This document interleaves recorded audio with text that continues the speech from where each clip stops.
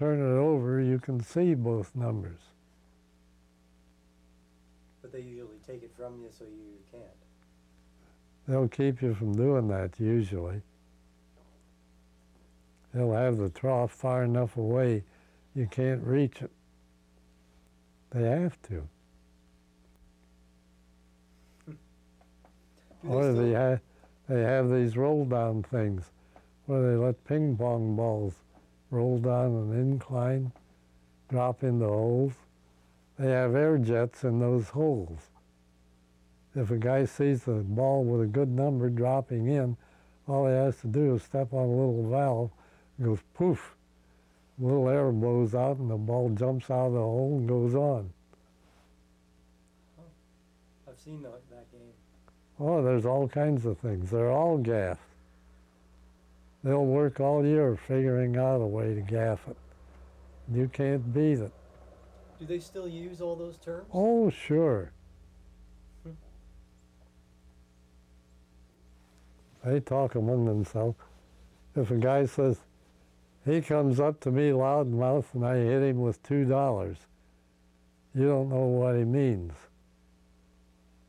Means he approached the ticket seller talking tough, and the ticket seller picked up a roll of $2 worth of nickels. Rolls his fingers around them, it's like a brass knuckle. He knocks the guy down. He hit him with $2. I see. Yeah. When you go up to a ticket seller, you'll always see rolls of coins around there. That's what they're for. They're not to make change. They can't have our brass knuckles, they'll be arrested.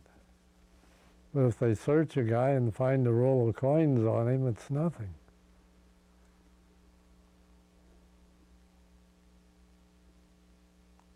You got to realize before you go in that carny lot that you're licked. You're a marked guy.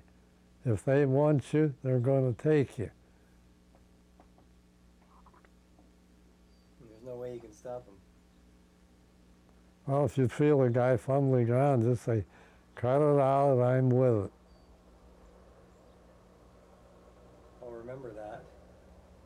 I guess you learned all this from being with the hell drivers. Oh, yeah. Were they ever, I guess, when the hell drivers would start playing fairs and being connected with all that, did any of the carnies ever try to take them? Oh, yeah. We had a guy one time, I ran into him several places. He was selling static illuminators. They're little tubes about 2.5 inches long, had 2 prongs that fit the light socket on one end, and the other end was a receptacle. And he had a pin board up there with electric drills, mixers, all kinds of things that produce static on that board. And he had a little 5-tube radio there. He'd plug it in, turn the dial in between stations, and it picked up all that noise that stuff was making. Then he would take one of these illuminators, plug it in, plug the radio in it, no static. Well, I was technician enough to know you can't do that. The only thing that would absorb any noise is a capacitor, and that is already in radios. Factory puts them in. So I knew this wasn't possible. I tried to get that guy to tell me how he did that, but he wouldn't do it. And at the Iowa State Fair, which is the biggest fair in the world, he was set up and doing $1 million business, and his radio quit. And he only had one radio, and he couldn't get off the grounds to go get another one. And he got a hold of me and said, if you fix that radio, I'll give you $20. I said, I don't want to fix your damn radio. You won't tell me what I want to know. He said, I can't tell you. I said, if you don't tell me how that works, I'll be damned if I'll fix your radio, even if I could. He said, well, will you at least look at it, see if you can? Well, as it turned out, I could fix it. So I told him, I said, I can fix it. It'll take me about 10 minutes, but I won't do it. But I can fix it and guarantee it to work during a show. Well, I'll tell you. He says, you fix it and I'll tell you. I said, oh, no. You tell me and then I'll fix it. And I made him tell me. And you would never guess what it is. The prongs on the radio were extra long. He had soldered 1/8 of an inch more length on them. And on the static eliminator, they were standard. And he had that board wired so the terminals are connected to all these appliances, connected to the 2 terminals in back of the other 2. So when you plug the radio in, it went clear back and touched them. And when you plugged it in any other receptacle, they weren't long enough to do that. They didn't pick up any noise.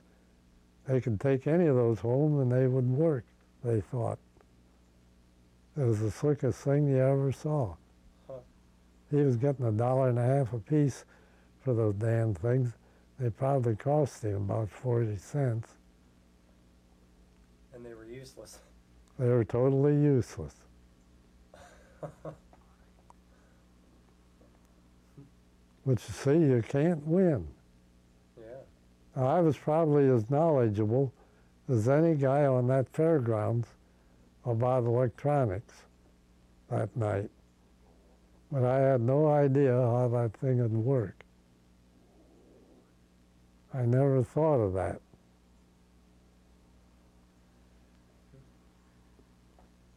You could make one of those boards in half a day. I guess he must have spent some time trying to come up with that. Well, he ran into some smart guy and they rigged it up. But he made one hell of a living in 3 months. Imagine he would have been in a hell of a lot of trouble if anybody figured it out. No, legally, a condenser or capacitor across the incoming power line will reduce static discharge.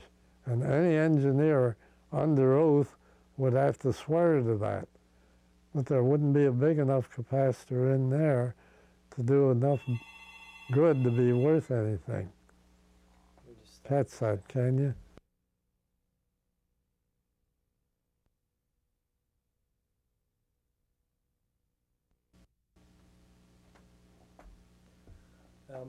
I would like to have you tell me, we talked a little bit about Tom Siemens before. Yeah. And I'd like you to tell me about those endurance runs, but before Teeter's show ever got going. Well, all they did was they'd run an ad in the paper that they would drive a car for 200 straight hours or whatever, so many days, generally a week, and they would do that. They put a pipe on the car so they could pour oil in it, and of course they had the gas tank, they had to put gas in, and put water, but they never shut the car off, never turned the switch off. Car kept running all the time. And this was supposed to prove how rugged and durable the car was. It didn't actually prove anything. You could do it with any ordinary car, and they did do it with a lot of different ones. But that was one of the advertising things they used to do. And the garage would make a big deal out of having the police handcuff the guy to the steering column so he couldn't leave the car. And they'd have newspaper photographers around, and radio people if there were any. And the mayor would make the first ride or something, whatever the publicity guy could come up with. and they had banners all over the car and all that. A lot of hoopla. They'd cut a hole, they'd seal the car up too, wouldn't they? Yeah, it'd have railroad seals on the hood, so they couldn't raise the hood and everything, like they seal box cars. They'd have those guys put seals on it, everything. So Teeter did some of these runs? Yeah, he did quite a few of them. Picked up a few bucks. And Siemens would go with him? Siemens would ride along with him just for something to do and as companion. And Siemens could tell if the car was running right, and he could figure something that needed to be done before it happened. Siemens was a hell of a good mechanic, really good. One thing he could do when he was straightening up a damaged car was shrink metal. Like you get a door caved in. He could pound that door out, but ordinarily if you do that, then the door behaves as if there was too much metal in that panel. It would snap in and out like the bottom of an oil can, because the metal was actually a little larger than it had been when they took it out of the die. And Tom made a special miniature blowtorch that would heat up a spot about as big as a silver dollar. He'd heat that up red hot, put a dolly block on the side of it and tap that with a hammer while it cooled off. And he would actually shrink that metal up like a drum head. He could make it tighter than the original. And that was the difference between a bum and a good body man. Tom was good at all that, had all the equipment and tools for it. He could really rebuild a car. And how did one of those endurance runs lead to a rolling over? Well, he got paid for driving around. He figured if the car rolled over, he could get paid for that, and it would only take a minute or two. So they went and asked the fair secretary what he thought of rolling a new car over on purpose in front of the grandstand. And he thought that was an idea people would like to see. And they run big ads in the paper. Lucky Teeter will roll over deliberately a brand new Plymouth on Saturday afternoon at 2:30, which he did. They ran an ad? Oh, yeah. And What good is a show without ads? yeah. And the ad said what?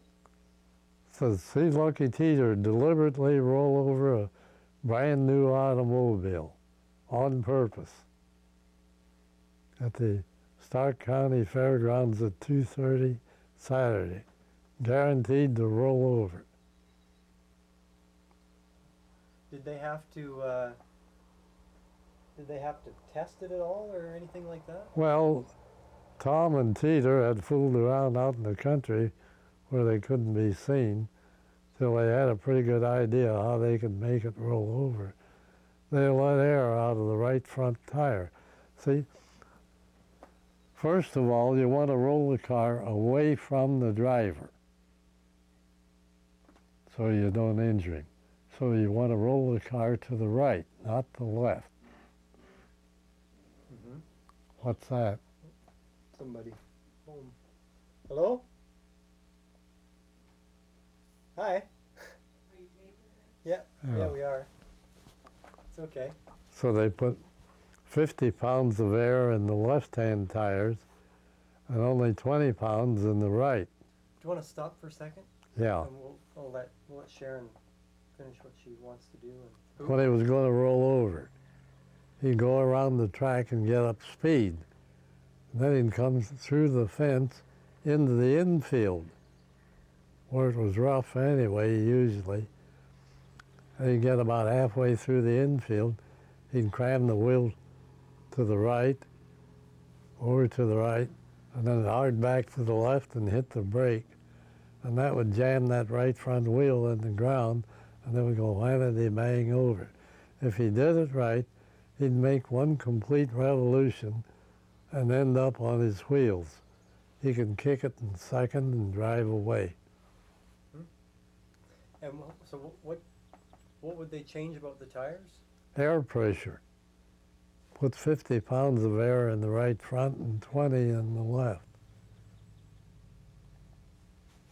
So the right front would skid.